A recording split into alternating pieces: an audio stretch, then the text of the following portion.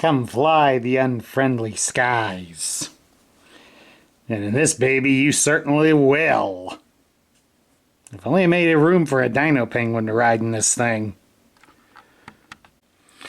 Hello everybody, Sparkster1701 here, and we are taking a look at possibly the most advanced aircraft used in the battle between G.I. Joe and Cobra.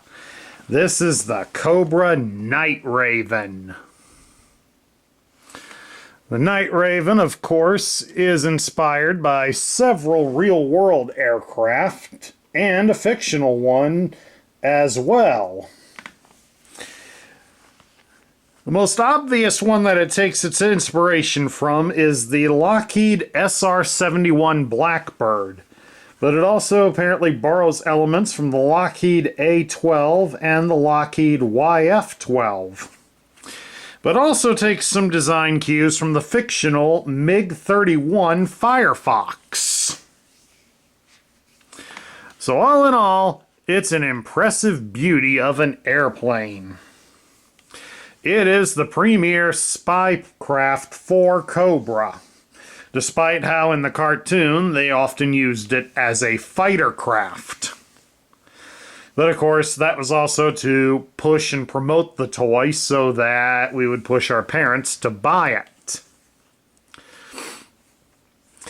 Now, the real toy of the Night Raven measured almost 2 feet long, so it was a big toy. And while this one is not quite as big, it still rounds out around 15 to 16 inches long, so it's still a big one.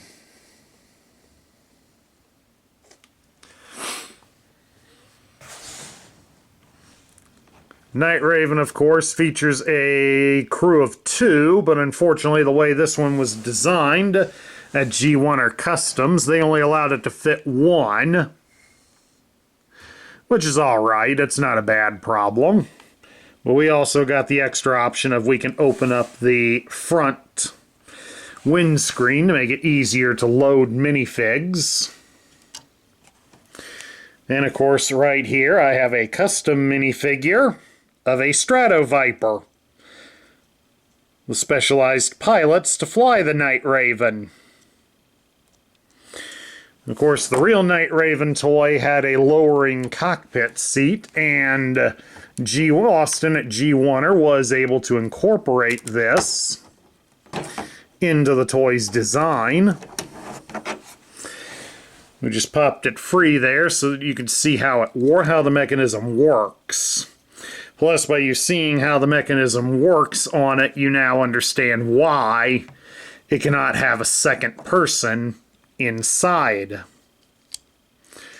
Famously, the second person would function as a weapons and intelligence officer, and he faced the other way. Now, if you'll excuse us a moment, we'll get this reattached, and then we can continue looking. Alright, we got that reattached. Night Raven doesn't roll very well due to the fact they did design the landing gear to fold up on it.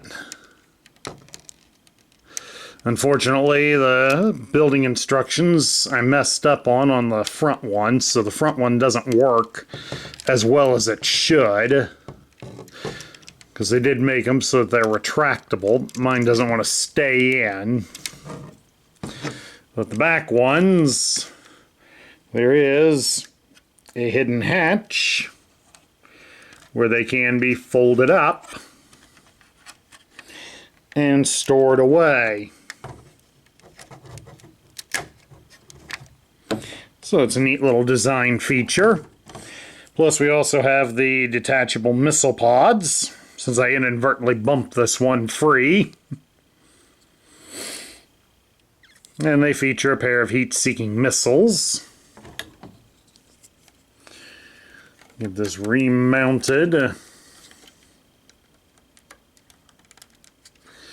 then, of course, in here in the center, we have the bomb rack.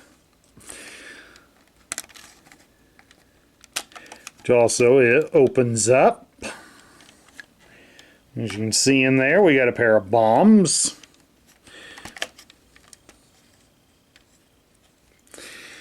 And up here in the front, we do have the machine guns. That can be raised up like so. And to even top it all off, we do have the movable fins for landing.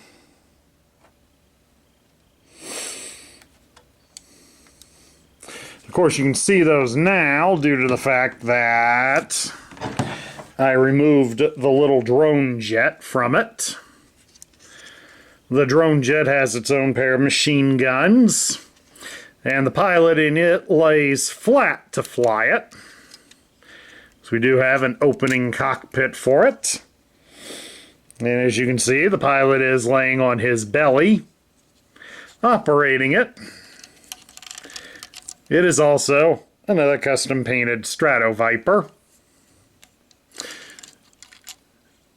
My work with them isn't the best, but it gets the look across. And then we just simply reattach it. Just like that. Now, the Night Raven's often a fan favorite, partially due to its real-world appearance, and the fact that it just is a darn cool toy. But it's also one of Cobra's more expensive jets to use. It's a very expensive plane because it uses a more advanced, partially due to the fact that it uses a more advanced stealth paint job than what their Python Patrol uses. Python Patrol famously uses a special kind of mixture that helps their vehicles and personnel evade radar. The Night Raven uses one that's of a higher quality, so it's also more expensive. Plus, it also doesn't help. The vehicle is not only expensive to buy, it's expensive to keep maintained. So rumors suggest that there are only maybe a dozen Night Ravens in Cobra's arsenal at any given time. The vehicle cannot dogfight when it's at its subsonic speeds, and it really doesn't have that good of armament on it. Since, like we pointed out, the machine gun here, it only faces to the back of the craft, so it really isn't any good for the front.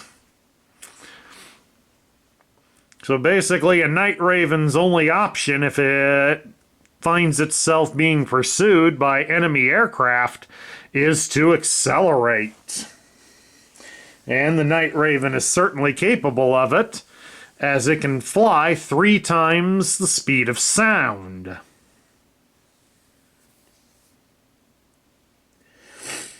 It can reach a top speed of Mach 3.2, although it can push itself to 3.5. But if it holds that for too long, like the MiG-25, its engines will start to literally implode on themselves. So, while it's a sleek craft, it is a dangerous one, not only for people that happen to see it in the air, but for the people that are inside it. It is a dangerous plane, but no doubt about it, it is a beautiful plane, and I gotta definitely give a shout out to Austin and at G1er Customs, because I imagine this was a pain to design, but I definitely got to admit I do love the work that he did on it.